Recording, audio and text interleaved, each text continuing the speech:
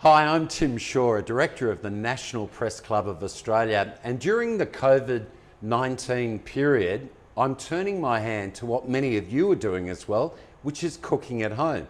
But if you're having difficulty cooking at home, why don't we make it easy with takeaway from the National Press Club of Australia?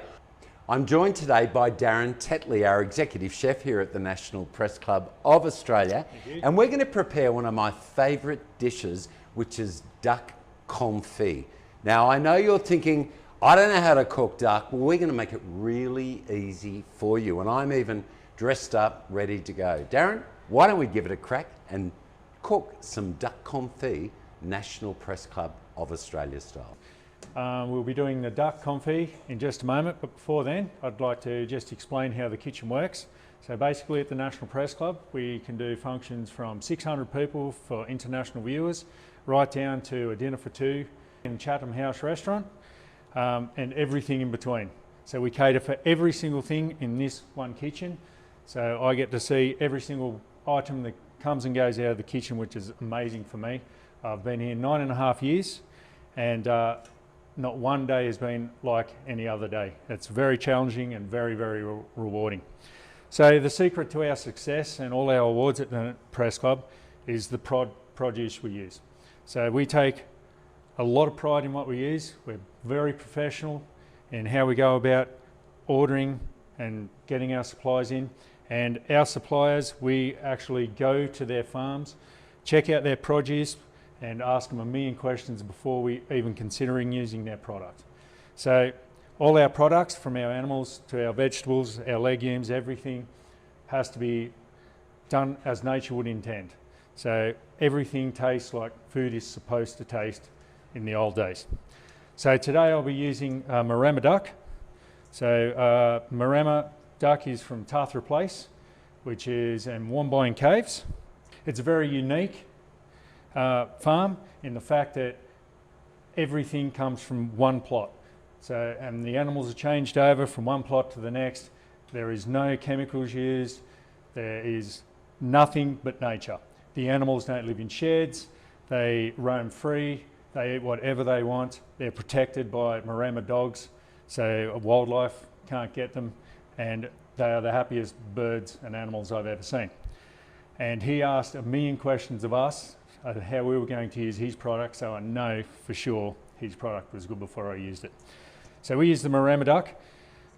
First of all, you can get any duck you like, of course, for if you're doing this at home. So first of all, we like to salt and marinate the duck for 6 hours. So we just put some white peppercorns. We use some normal sea salt and some black charcoal sea salt. Now the black charcoal sea salt adds a rich smokiness to the duck, also draws out more moisture than regular salt. We add some dried zest from an orange. This adds a citrusy floral tone to the dish, and some herbs. So with the herbs, I try and take the leaves off. I leave the stems in because there's a lot of flavour in the stems as well, and we just leave that to sit in the cool room, preferably overnight, but anywhere up to 6 hours. And then this is what it'll come out like. So when it comes out, there's a lot of moisture in the bottom. The duck has been dried and the flavour becomes more intense. It's already starting to cook with the salt and it starts to become tender. So now we'll go on to the process of cooking the duck itself.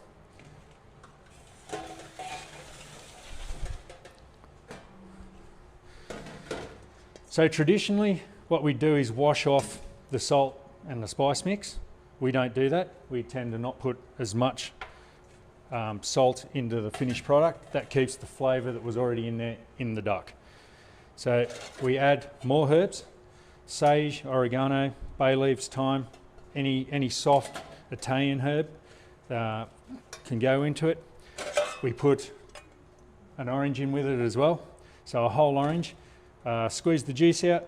This will help cook the duck as well and tenderise it because of the acid. Then we have cinnamon. We tend to use whole cinnamon quills rather than the powder, as the flavour's a lot more intense. Star anise as well, whole star anise. some garam masala and a little bit of pepper. Rub that all over the duck as well. Try and get as much flavour into the actual duck as you can. We use a few other aromatics, juniper berries and pink peppercorns. These add a really good floralness to the duck itself. A little bit of red paprika, mainly for the colour. And our little secret, some Grand Marnier, which also adds another element of orange to it. So you've got a lot of citrus happening in it. Now for our duck fat, we tend to render our own fat down from the Marama ducks that we use. But you can buy a good quality duck fat at pretty much anywhere that you'd like. This can be used over and over and over. The more you use it, the better the flavour. This duck fat we're using at the moment has probably been used 20 or 30 times already, and the flavour is absolutely amazing. So once you've cooked the duck, you can take it out, you strain the fat, put it in the fridge, and you're ready to go again. Now I'll just go and start cooking. So first of all, what we do is we'll cover over the duck, and then we'll place it in an oven for 2.5 to 3 hours and cook it at 140 degrees. Thank you.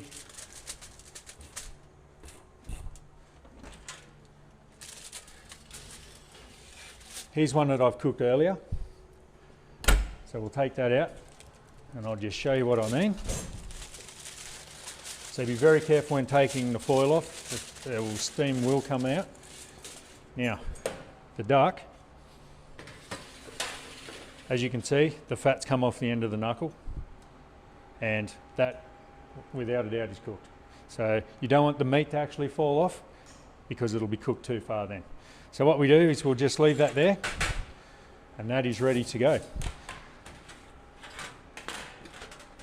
So we can pre-do this a couple of days in advance. You can leave it in the fat, put it in your fridge, let it cool down. You can prep as many as you'd like. They will last up to 2 weeks in the fat in your fridge, and they just get more and more and more flavour out of the oil as time goes. I nearly forgot, while Daren's preparing our duck confit, don't forget to enjoy some great wine with some of the magnificent takeaway meals available at the National Press Club. Bun and Bagoo is one of my favourite labels. Mudgee-based vineyard. They've got a beautiful Shiraz 2018 I'm holding here, but also a Cab Sav and a Shiraz. But check out the wines that can be paired with your wonderful takeaway meal. Should we go back and see how Daren's going with the duck? Check it out. Okay, so now what I'm going to do is prepare the lentils, which on a lovely Canberra winter's evening, it doesn't get any better. So we like to use at the Press Club, as I was saying, the best produce. These are black caviar lentils. They are grown in Victoria from Mount Zero. They're very firm lentil. They have a lot of flavour and they take in a lot of flavour as well. So we like to use that. So what we do with them, first, we soak them in water for about 6 hours, and then we put them on to boil until they're just tender, and then drain them. So they'll come out looking like this. Okay, so then we'll put it all together. So first of all, a little bit of Morella Grove olive oil. The Morella Grove olive oil is from the Riverina area, and it's a very good olive oil to use for cooking, as it will take a high temperature. We then add some garlic, first quickly. The pan needs to be extremely hot so everything cooks quickly. Please, if you're doing it at home, don't get too many flames. Then we add some small diced onion. The quantities will be on the link below. So we just saute the onion, add a little bit more oil, and we saute the onion just until it starts to brown. So as you can see, the garlic's browning, the onions are starting to brown, and it's just a pity you can't smell it because it smells wonderful. So the idea of cooking the onions fast and to brown them is to get the sugar coming out of the onions to start developing the flavour of the dish. It's all about building characters in the dish. Okay, next we'll have carrot, it's small diced as well. equal quantities of that with the onion. We saute that off just for 10 or 15 seconds. We want the carrot to stay a little bit crunchy in the actual dish, as it'll add texture to the dish. So just get a little bit of colour on the onion. Then we'll add some leek. So we're still building the flavours as we're going. The pan's starting to dry out now as well. The pan's starting to get hot. The ingredients are getting hot. All the flavours and aromas are starting to come out, and it's starting to smell wonderful. It smells like winter in Canberra. At this stage we season with a little bit of salt. We season as we go, as if you season at the end, the flavour does not develop in the lentils. Okay, so it's all starting to come together nicely. The leeks are starting to soften. That's what you're after. Then we add some celery. Saute the celery off as well. The pan's getting very, very dry now.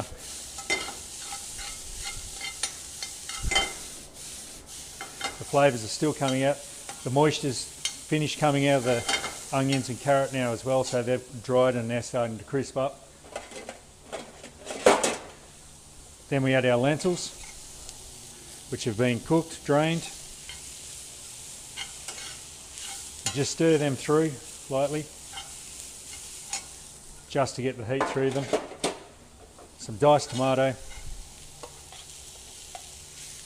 Once again, the pan's still got to be kept hot. That's the secret to it. Your pan gets cold, all the flavours will just muddle and it'll just taste like one thing. At the moment, all these individual flavours, every mouthful will have 100 different flavours and textures, which is what you're after. So at this stage, we deglaze with a little bit of red wine. This draws the flavours out of the pan. Just be careful, it might catch on fire. Now this draws all the flavours out of the pan that you've cooked into it. And I can smell it starting to cook now. A little bit more salt. Then we just finish with a few herbs. So we like to use parsley and lemon, thyme and sage. That just gives the floralness back, lightens up the dish. It's a very, very heavy dish otherwise. And then we add some reduced stock. Now, our stock that we do at the Press Club is our building block for every single dish that we make. So we put a lot of time and effort into our stocks. Out of a 500 litres stock pot full of chicken bones, we'll get 30 litres of stock. So very important that we cook it for a long time. Our stock cooks for 3 days. I don't expect you to do that at home. So a good quality, low salt chicken stock or brown stock from the supermarket will do. And then you just reduce it down with some red wine. So we'll wait until this is getting coloured again. In with your stock. As you can see, it starts to bubble straight away. All the flavours are all binding together, and that's all we're after. And it is ready to serve, as simple as that. Now you can do this all ahead as well. Put it in the fridge, let it cool down and reheat it in a pan if you'd like. It's better to do it straight away, I feel, as the flavours stay natural to themselves. Okay, and now we'll plate up. Okay, so now the best part of the whole meal, the plating up, apart from eating, of course. So a nice simple plate up for this one. We just put the lentils in the bottom of whatever you'd like. Just make sure whatever you put it in is hot. Otherwise the lentils will go cold pretty much instantly. We just want to get some of that sauce around it so you can taste it with the duck. Oh, I'll use my fingers. Then we just lift up the duck and put it on, and there you go.